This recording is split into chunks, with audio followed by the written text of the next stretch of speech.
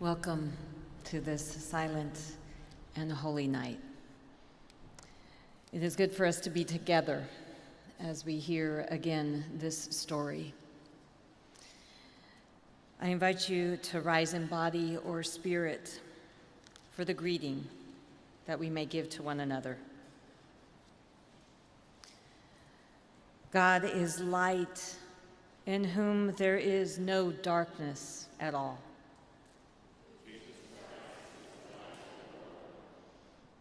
And this is the judgment, that the light has come into the world, and we love darkness rather than light.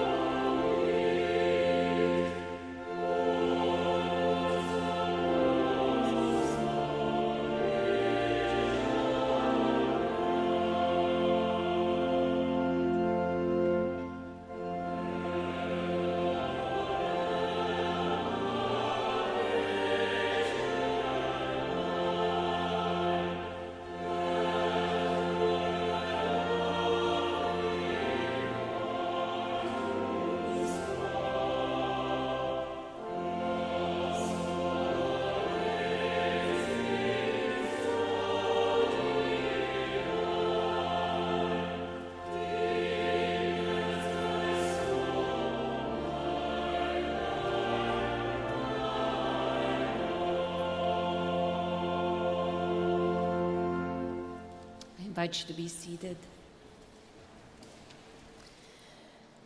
And will you pray with me?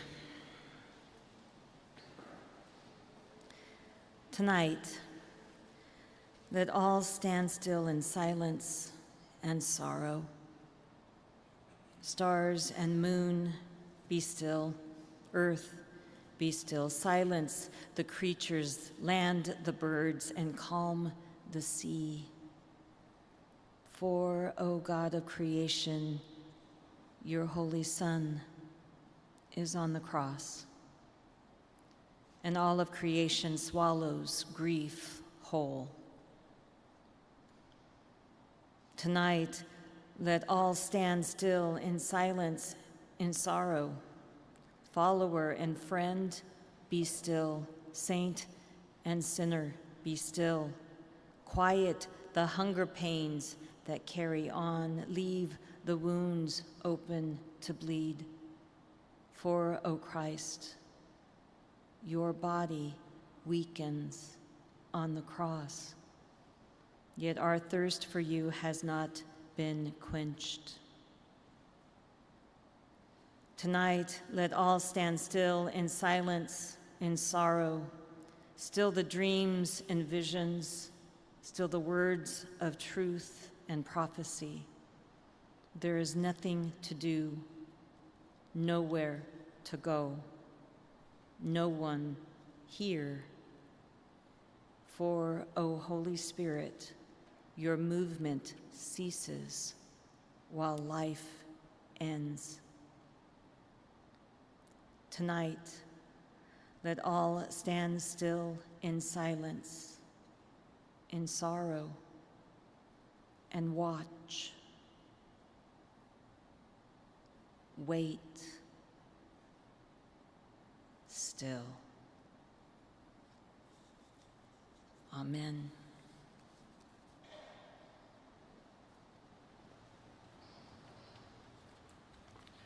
When Jesus finished speaking all these words, he said to his disciples, "You know that the Passover is 2 days from now, and the human one will be handed over to be crucified." Then the chief priests and elders of the people gathered in the courtyard of Caiaphas, the high priest. They were plotting to arrest Jesus by cunning tricks and to kill him. But they agreed that it shouldn't happen during the feast, so there wouldn't be an uproar among the people. Then one of the 12, who was called Judas Iscariot, went to the chief priests and said, "What will you give me if I turn Jesus over to you?" They paid him 30 pieces of silver. From that time on, he was looking for an opportunity to turn him in.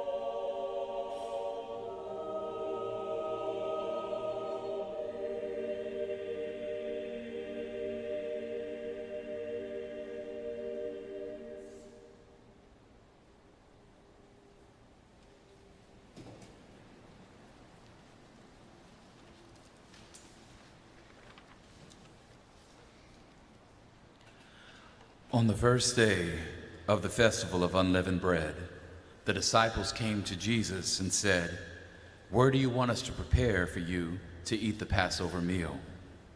He replied, "Go into the city to a certain man and say, 'The teacher says, my time is near.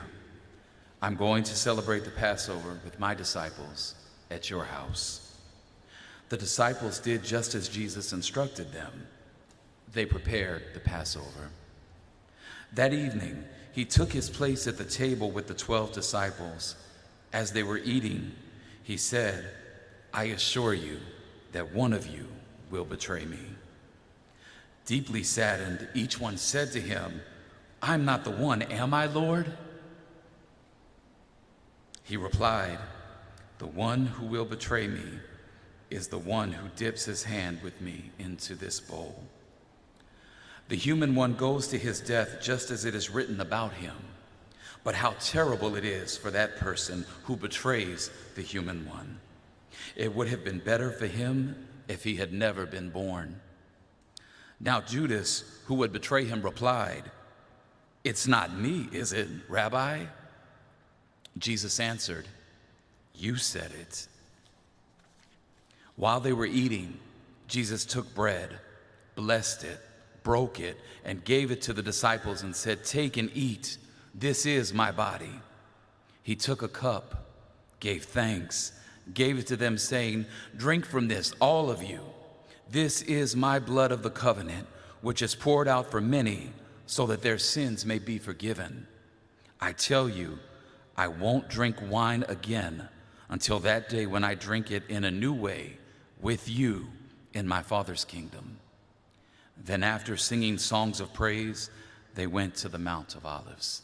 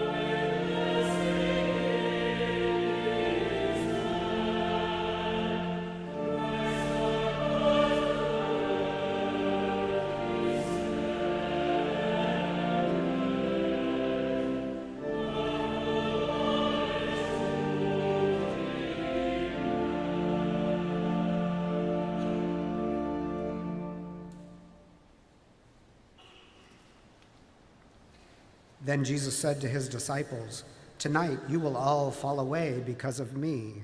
This is because it is written, 'I will hit the shepherd, and the sheep of the flock will go off in all directions.' But after I am raised up, I'll go before you to Galilee." Peter replied, "If everyone else stumbles because of you, I'll never stumble." Jesus said to him, "I assure you that before the rooster crows tonight, you will deny me 3 times. Peter said, "Even if I must die alongside you, I won't deny you." All the disciples said the same thing.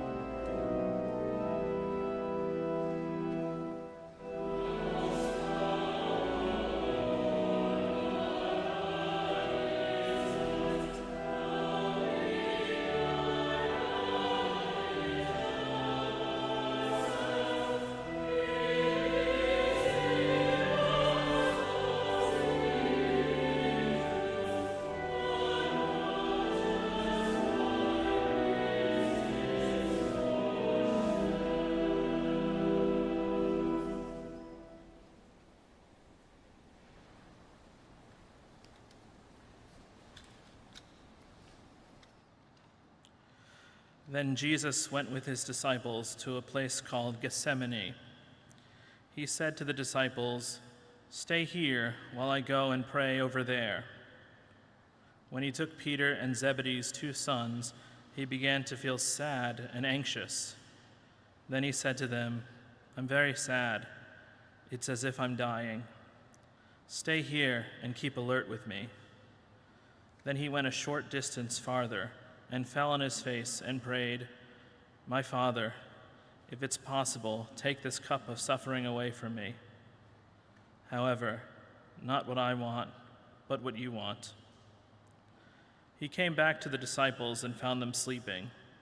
He said to Peter, "Couldn't you stay alert 1 hour with me? Stay alert and pray so that you won't give in to temptation. The spirit is eager, but the flesh is weak." A second time he went away and prayed, "My Father, if it's not possible that this cup be taken away unless I drink it, then let it be what you want." Again he came and found them sleeping. Their eyes were heavy with sleep, but he left them and again went and prayed the same words for the 3rd time. Then he came to his disciples and said to them, "Will you sleep and rest all night? Look, the time has come for the human one to be betrayed into the hands of sinners. Get up, let's go. Look, here comes my betrayer."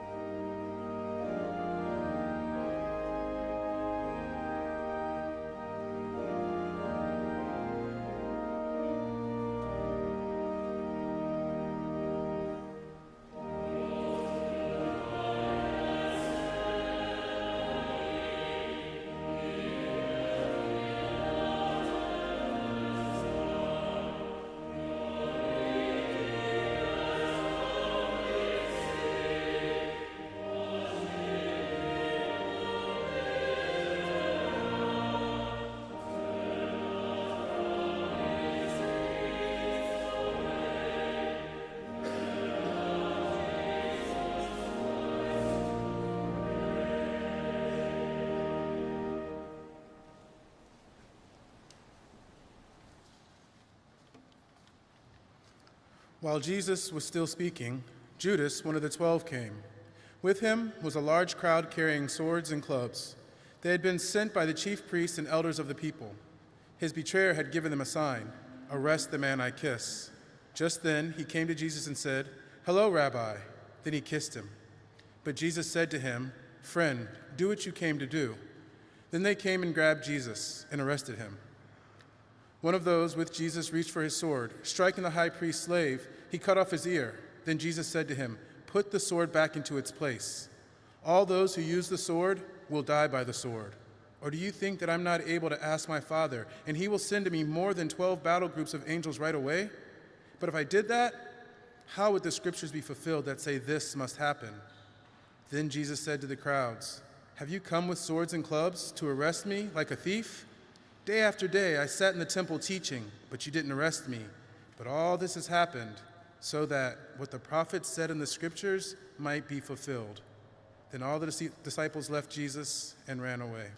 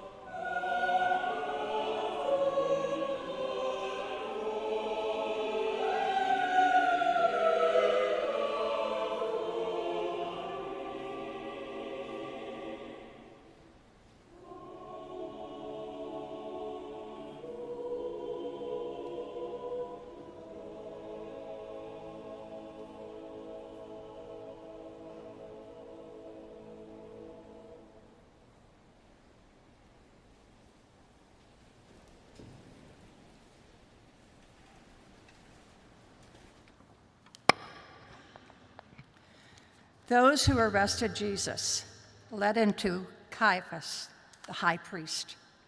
The legal experts and the elders had gathered there. Peter followed him from a distance until he came to the high priest's courtyard. He entered that area and sat outside with the officers to see how it would turn out. The chief priest and the whole council were looking for false testimony against Jesus so they could put him to death.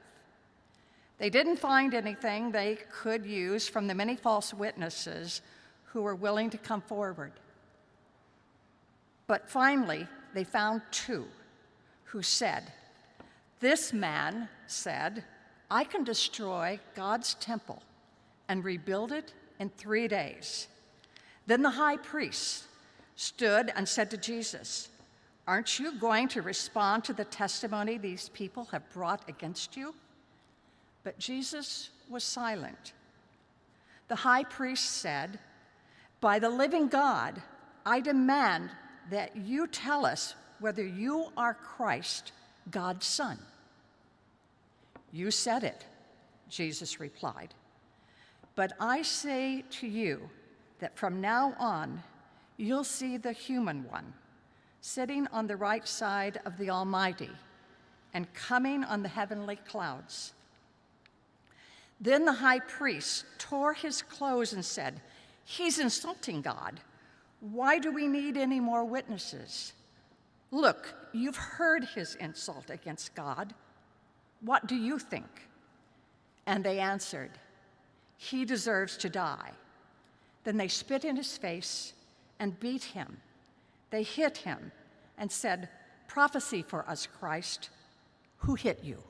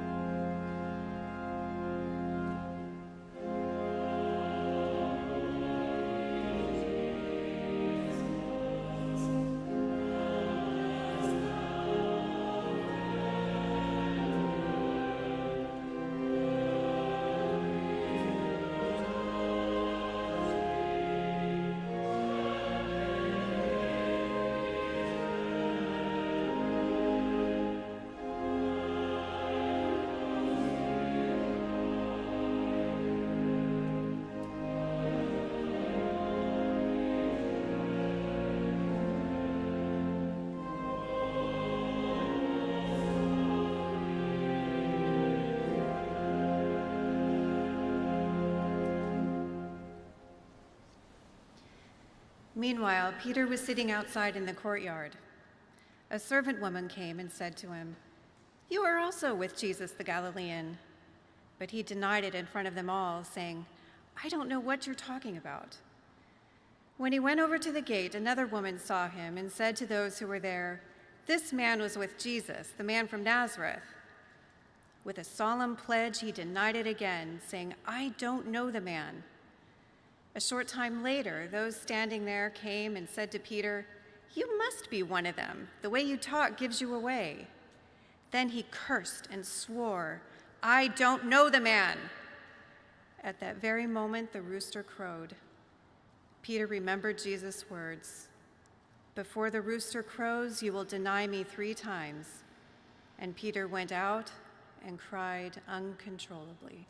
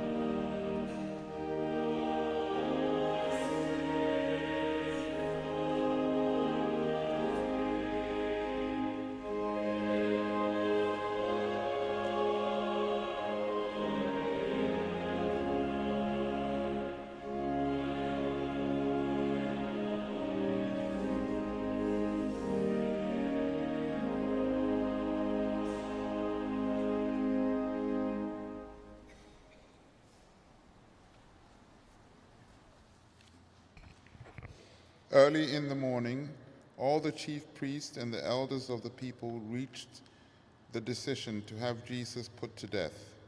They bound him, led him away, and turned him over to Pilate, the governor.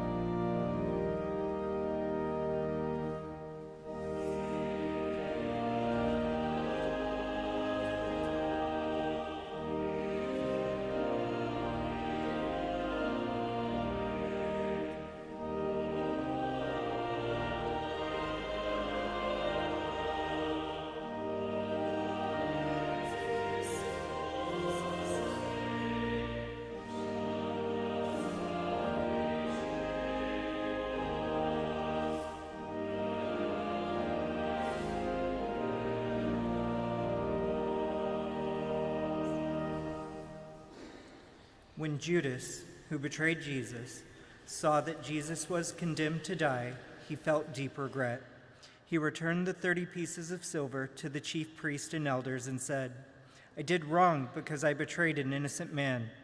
But they said, "What is that to us? That's your problem." Judas threw the silver pieces into the temple and left.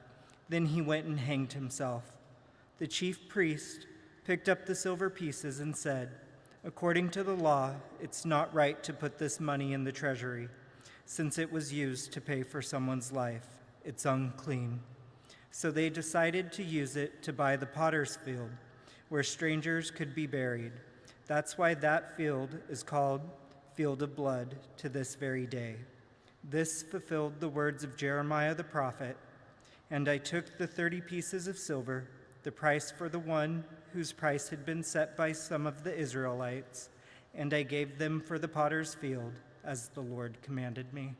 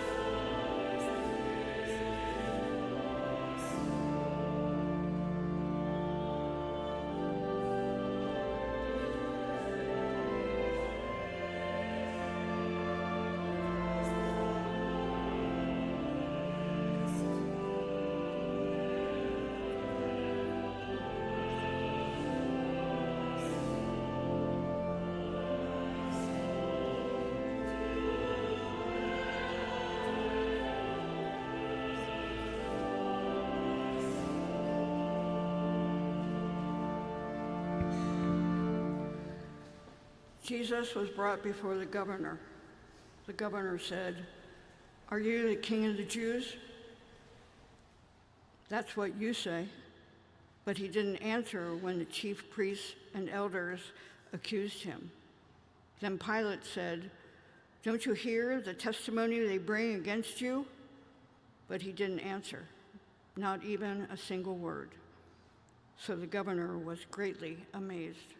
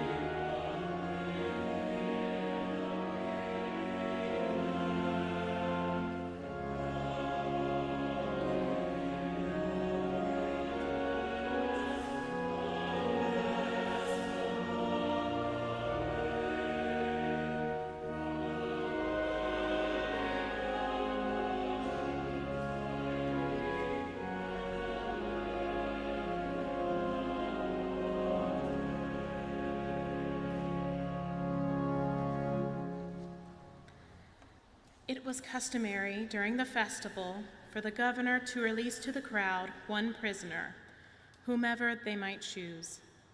At that time, there was a well-known prisoner named Jesus Barabbas.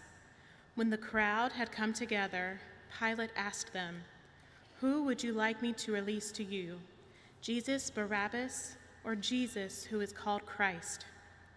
He knew that the leaders of the people had handed him over because of jealousy. While he was serving as judge, his wife sent this message to him: "Leave that righteous man alone. I've suffered much today in a dream because of him." But the chief priests and the elders persuaded the crowds to ask for Barabbas and kill Jesus. The governor said, "Which of the two do you want me to release to you?" Pilate said, "Then what should I do with Jesus who is called Christ?" They all said, but he said, "Why? What wrong has he done?" They shouted even louder. Pilate saw that he was getting nowhere and that a riot was starting. So he took water and washed his hands in front of the crowd. "I'm innocent of this man's blood," he said. "It's your problem." All the people replied, "Let his blood be on us and on our children." Then he released Barabbas to them. He had Jesus whipped and handed him over to be crucified.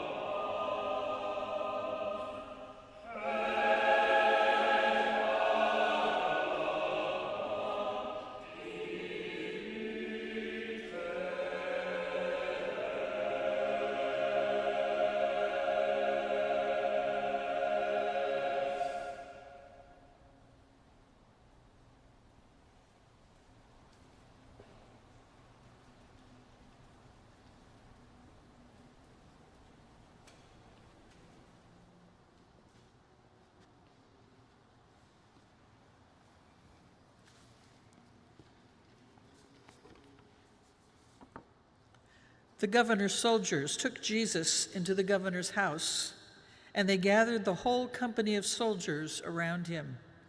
They stripped him and put a red military coat on him. They twisted together a crown of thorns, and they put it on his head. They put a stick in his right hand. Then they bowed down in front of him and mocked him, saying, "Hey, King of the Jews." After they spit on him, they took the stick and struck his head again and again. When they finished mocking him, they stripped him of the military coat and put his own clothes back on him. They led him away to crucify him.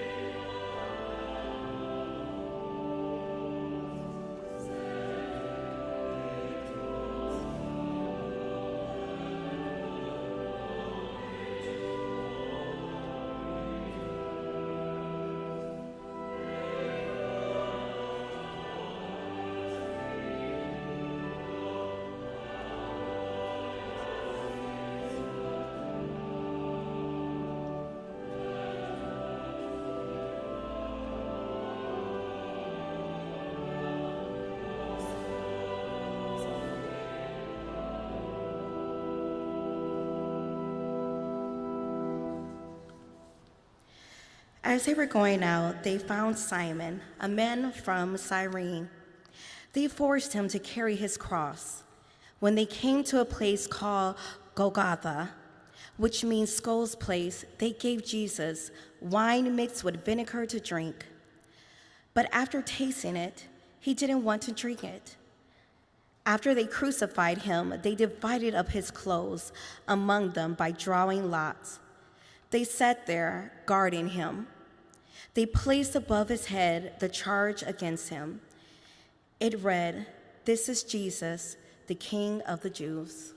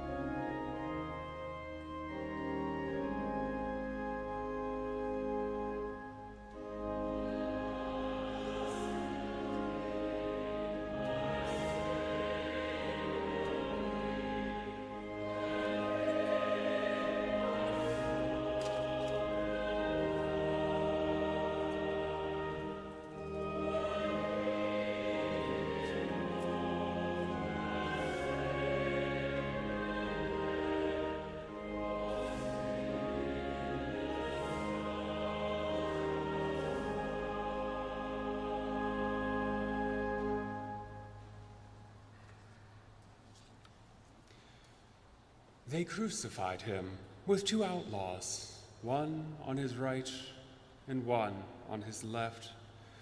Those who were walking by insulted Jesus, shaking their heads and saying, "So you were going to destroy the temple and rebuild it in 3 days, were you?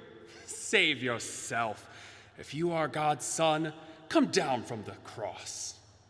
In the same way, the chief priests, along with the legal experts and the elders, were making fun of him, saying, "He saved others, but he can't save himself. He's the King of Israel, so let him come down from the cross now. Then we'll believe him. He trusts in God, so let God deliver him now if he wants to. He said, I'm God's son. The outlaws who were crucified with him insulted him in the same way.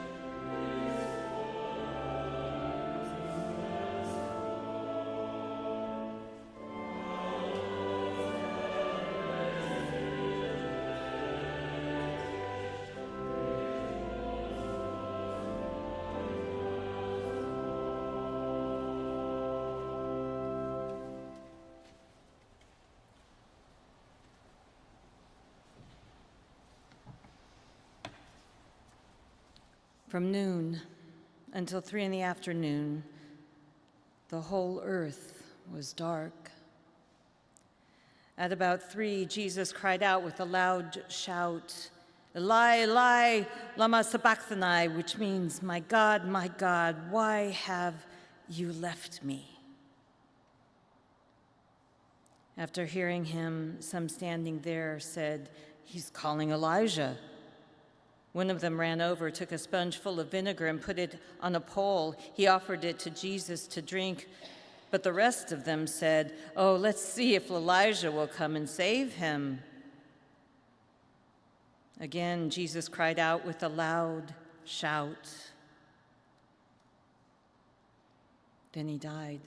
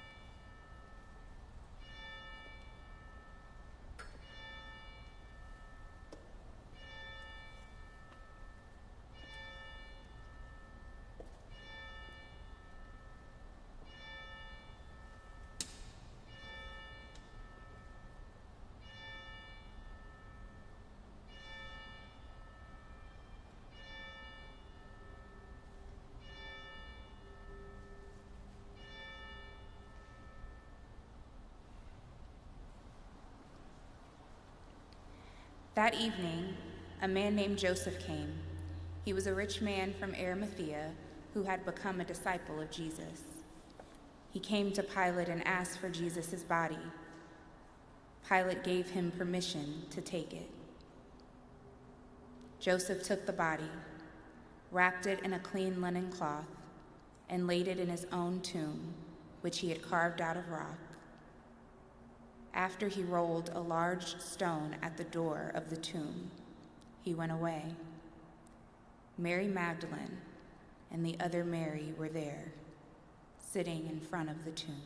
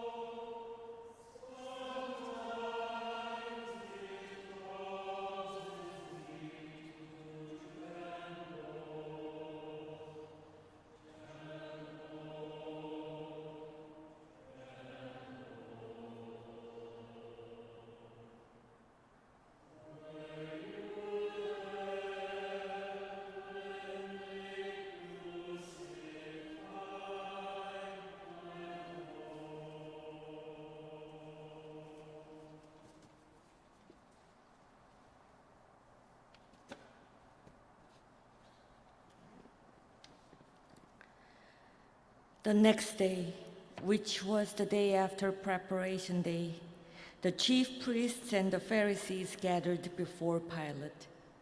They said, "Sir, we remember that while that deceiver was still alive, he said, 'After 3 days I will arise.' Therefore, order the grave to be sealed until the 3rd day.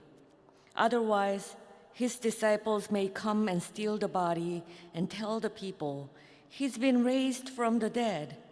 This last deception will be worse than the first." Pilate replied, "You have soldiers for guard duty. Go and make it as secure as you know how."